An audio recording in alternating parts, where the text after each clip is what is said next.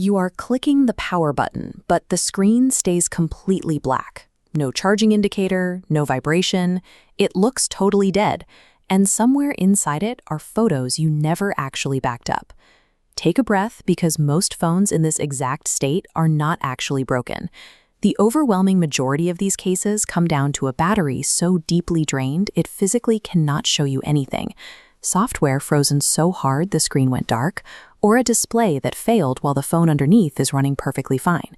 From the outside, all three look identical, but you can fix all three of them right now, at home, without spending a single dollar. The order you do this genuinely matters. We are going to walk through the exact sequence over the next hour and a half to figure out what is wrong and get your phone back on. Step 1 is the charge, and you have to set this up exactly right. Plug your cable and adapter directly into a wall outlet. Do not use a laptop or a USB hub, because both of those deliver significantly less power. Before you plug the cable in, shine a flashlight into the charging port. Compressed pocket lint is the most common reason a phone refuses a charge. Gently clean it out with a wooden toothpick. Never use metal, which will short the internal pins. When a lithium battery drains to absolute zero, a protection circuit shuts it down. It must recover a minimum voltage threshold before the phone can boot. While voltage creeps up, the screen stays completely black. Leave it plugged in for a full hour. There is a critical exception here if you are using an iPhone 17, 17 Pro, or the iPhone Air. When these specific models hit 0%, they often refuse to boot on a wired USB-C cable entirely. This flowchart explains the workaround. A battery too depleted to negotiate a charge over USB-C hits a communication lockout. The wireless MagSafe or Qi 2 pad bypasses that protocol requirement, delivering power directly so the battery clears the voltage threshold. Let the device sit. Applying the correct power method and waiting gives those protection circuits the time they need to disengage. If the phone has taken a full charge and still will not wake up, you are likely looking at software frozen so heavily the screen went dark. A force restart resolves this by resetting the hardware directly without erasing any of your data. For an iPhone 8 or any newer Face ID model, follow this exact sequence. Press and quickly release volume up, press and quickly release volume down, and then press and hold the side button until the Apple logo appears. If you have an iPhone 7, hold the side button and volume down together. For an iPhone 6s or older, hold the home button and the side or top button at the same time. For most Android phones, press and hold the power button for about 30 to 35 seconds. On Samsung models specifically, hold power and volume down together until the logo shows up. Do not let go early. The most common reason this fails is impatience. The screen will stay black for 10 or 15 seconds while you hold the buttons. Keep holding for 20 to 35 seconds, well past the point it feels pointless.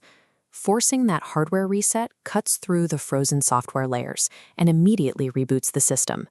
If it works, your phone is back. If it still looks dead, we have to test if it actually is. A failed display looks exactly like a dead phone, but the device underneath might be fully awake. Call it from another number, or ring it through Find My. Listen for a chime. Toggle the physical silent switch, or press the volume buttons to feel for any haptic vibration. Next, plug it into a computer. Watch your screen to see if it chimes, or if the device shows up in Finder or Device Manager. If it rings, vibrates, or communicates with your computer, you do not have a dead phone. You have a broken screen. This means your logic board is running, and most importantly, your data is completely intact. If this blackout happened right after an accident, the rules change entirely. If it was exposed to liquid, do not plug it in. Pushing power through wet circuitry destroys recoverable components. Skip the rice, it doesn't work, and let it dry thoroughly for several days before taking it to a professional. Phones will deliberately shut themselves down when they overheat. Let it sit somewhere cool for half an hour. Never put it in a fridge or freezer, because the rapid temperature drop creates condensation that will short the logic board. And if you see a lifting screen edge, a bulging back panel, or the phone rocks unevenly, stop everything. This means you have a dangerously swollen battery. Do not charge a swollen battery, and do not press on it. Taking it directly to a repair shop keeps a hazardous situation safe and prevents you from destroying the internal hardware. If you have gone through all these steps and the screen is still black, you need a repair. A failing battery is the most common hardware fault, and replacing it is inexpensive enough that it is almost always worth the money. If our blind diagnostic proved the phone was alive, replacing a dead screen or a torn internal connector is a moderate cost. Because all your data is safe on the board, it is usually a highly justifiable fix. A logic board failure is the expensive tier. For a phone that is more than a couple of years old, this repair often costs more than the device is worth. Always get an estimate and compare it directly to the price of a refurbished replacement. If the board is truly dead, recovering the photos and files trapped inside requires specialized microsoldering. It is highly expensive, and success is never guaranteed.